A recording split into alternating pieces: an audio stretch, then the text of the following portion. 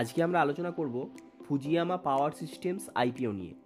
আইপিওটা কি শক্তিশালী, listing gain কি হবে, নাকি লং টার্মের জন্য ভালো, সবটাই আপনার কাছে ক্লিয়ার হয়ে যাবে মাত্র 2 মিনিটের মধ্যে। তাই ভিডিওটা স্কিপ না করে পুরোটা দেখুন। ফুজিয়ামা পাওয়ার সিস্টেমস মূলত রুফটপ সোলার সিস্টেম সেক্টরে কাজ করে। এরা solar panel, on grid, off grid, hybrid inverter আর ব্যাটারি সবই ইনহাউস ম্যানুফ্যাকচার করে। মার্কেটে এদের দুটি ব্র্যান্ড খুব জনপ্রিয়, ইউটিএল সোলার আর ফুজিয়ামা সোলার। ইন্ডিয়ার রিনিউয়েবল এনার্জি পুশের কারণে কোম্পানিটি ডিম্যান্ড সাইডে স্ট্রং অবস্থানেই আছে।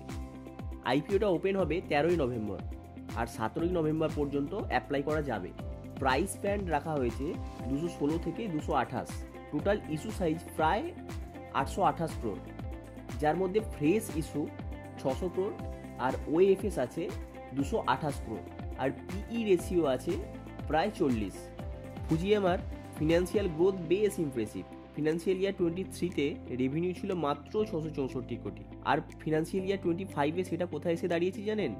1540 কোটিরও বেশি। নেট প্রফিটও স্টেডিভাবে বাড়ছে। সোলার সেক্টরে কনসিস্টেন্ট ডিম্যান্ড এবং ইন হাউস ম্যানুফ্যাকচারিং মডেল, এই দুটো জিনিসই এদের গ্রোথের বড় ভূমিকা রাখছে। কোম্পানিটা একটা কমপ্লিট সোলার সলিউশন প্রোভাইডার। এটাই কোম্পানিটার সবথেকে বড় স্ট্রেংথ। প্যানেল, ইনভার্টার, ব্যাটারি একই কোম্পানির থেকে পাওয়া যায়, ফলে কাস্টমার রিটেনশনও অনেক বেশি। ম্যানুফ্যাকচারিং ফ্যাসিলিটি মাল্টিপল লোকেশনে থাকায় ডিস্ট্রিবিউশন নেটওয়ার্কও অনেক শক্তিশালী। ইন্ডিয়াতে রিনিউয়েবল এনার্জি সেক্টরের ভবিষ্যৎ যে কতটা উজ্জ্বল সেটা আমরা সবাই জানি। তাই এতে ফুজিয়ামা লং টার্ম বেনিফিশিয়ারি হতেই পারে, তবে কিছু রিস্কও আছে। সবথেকে বড় কনসার্ন হলো কোম্পানিটার ভ্যালুয়েশন।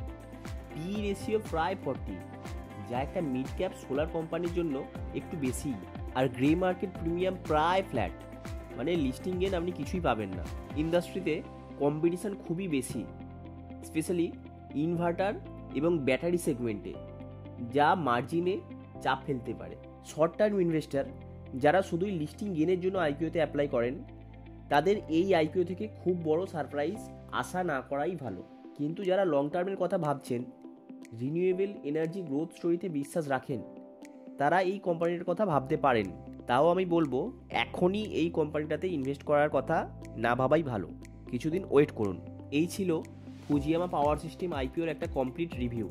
ভালো লাগলে লাইক, শেয়ার এবং সাবস্ক্রাইব করতে ভুলবেন না।